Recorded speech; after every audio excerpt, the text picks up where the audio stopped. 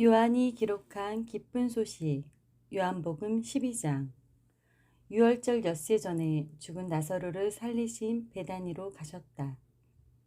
그곳 사람들은 예수님을 위해 잔치를 베풀었는데 마르다는 시중을 들고 나사로는 예수님과 함께 식탁에 앉은 손님들과 자리를 같이 하였다. 그때 마리아가 아주 값진 나하드 향유 약 300g을 가지고 와서 예수님의 발에 붓고 자기 머리카락으로 닦아드리자 온 집안이 향유 냄새로 가득 찼다. 그러나 제자 중 하나이며 예수님을 팔아 넘길 가룟 유다가 이것을 보고 왜 이 향유를 300데나리온에 팔아 가난한 사람들에게 주지 않았소 하였다. 그가 이렇게 말한 것은 가난한 사람들을 생각해서가 아니라 그는 돈깨를 맡고 있으면서 거기 있는 돈을 자주 훔쳐내는 도둑이었기 때문이다. 그때 예수님이 말씀하셨다. 내버려 두어라. 그녀가 이 향유를 간직해둔 것은 내 장례를 위한 것이었다. 가난한 사람은 항상 너희와 함께 있으나 나는 너희와 항상 함께 있는 것이 아니다. 수많은 유대인들이 예수님께서 거기에 계신다는 말을 듣고 몰려들었다. 그들은 예수님뿐만 아니라 죽었다가 다시 살아난 나사로도 보려고 온 것이다. 그러나 대제사장들은 나사로까지 죽일 계획을 세웠다. 이것은 나사로 때문에 많은 유대인들이 그들을 떠나 예수님을 믿기 때문이었다. 이튿날에는 명절을 지키러 온 많은 군중들이 예수님께서 예루살렘으로 오신다는 말을 듣고 종려나무 가지를 꺾어 가지고 예수님을 맞으러 나가서 호산나 주의 이름으로 오시는 분 이스라엘의 왕에게 찬양을 하고 외쳤다. 예수님은 이런 나귀를 타셨는데 이것은 성경에 쉬운 사람들아 두려워하지 말아라 너희 왕이 나귀 새끼를 타고 오신다 라고 기록되어 있기 때문이다. 처음에는 제자들이 이 일을 이해하지 못했다. 그러나 그들은 예수님이 영광을 받으신 후에서야 이 말씀이 예수님께 대한 것이며 또 사람들이 예수님께 그 말씀대로 했다는 것을 깨닫게 되었다. 예수님이 죽은 나사로를 무덤에서 불러내어 다시 살리시는 것을 본 사람들이 계속 그 일을 증거하였다. 그래서 많은 사람들이 예수님께서 기적을 행하셨다는 말을 듣고 나와서 예수님을 맞이하였다. 그러자 바리새파 사람들이 저것 보시오. 세상이 모두 저 사람을 따르고 있으니 이제는 다 틀렸소. 하고 서로 말하였다. 명제를 예배드리러 올라왔던 사람들 중에 그리스 사람들도 몇 명 있었다. 그들은 갈릴리 베스다 사람 빌립에게 가서 예수님을 뵙게 해달라고 간청하였다. 그래서 빌립이 안드레에게 가서 말하여 안드레와 빌립이 예수님께 그 말을 전하였다. 그러자 예수님이 이렇게 말씀하셨다.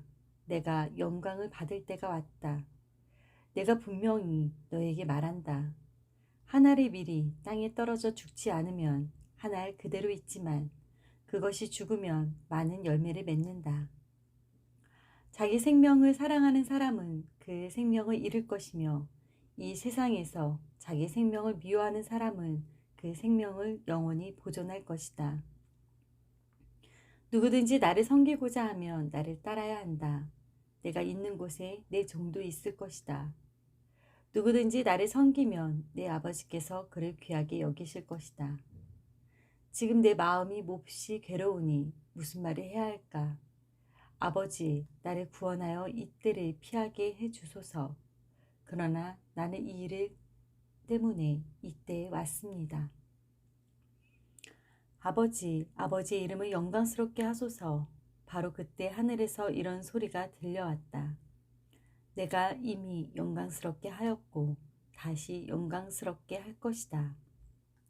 그러자 곁에 서서 그 소리를 들은 사람들은 그것이 천둥 소리라고 하였다.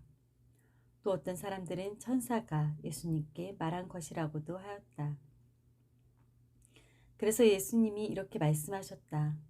이 소리가 난 것은 나를 위해서가 아니라 너희를 위해서이다.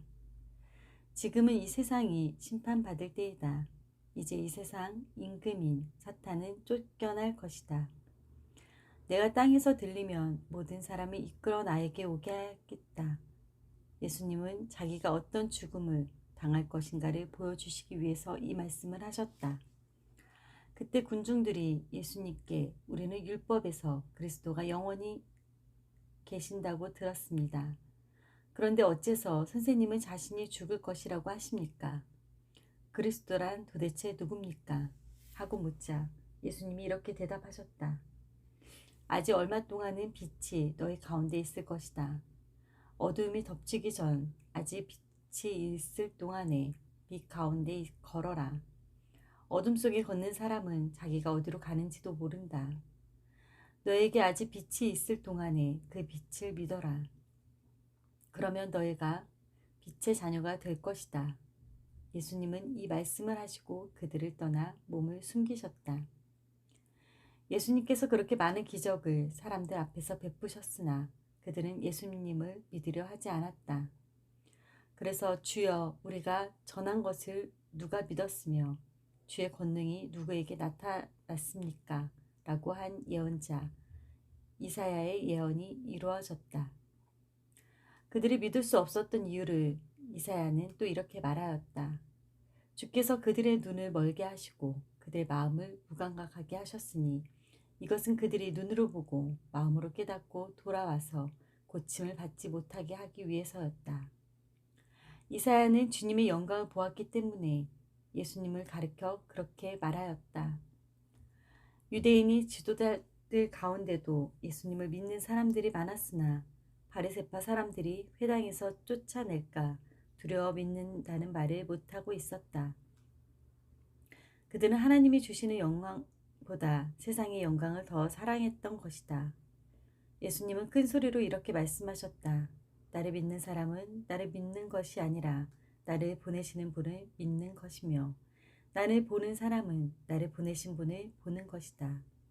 나는 빛으로 세상에 왔기 때문에 나를 믿는 사람은 어둠 속에서 살지 않을 것이다. 누가 내 말을 듣고 지키지 않아도 나는 그를 심판하지 않는다. 나는 세상을 심판하려고 온 것이 아니라 세상을 구원하러 왔다. 나를 저버리고 내 말을 받아들이지 않는 사람은 내가 한 바로 그 말에 의해서 마지막 날에 심판을 받을 것이다. 나는 내 생각대로 말하지 않고 나를 보내신 아버지께서 나에게 직접 명령하신 대로 말하였다.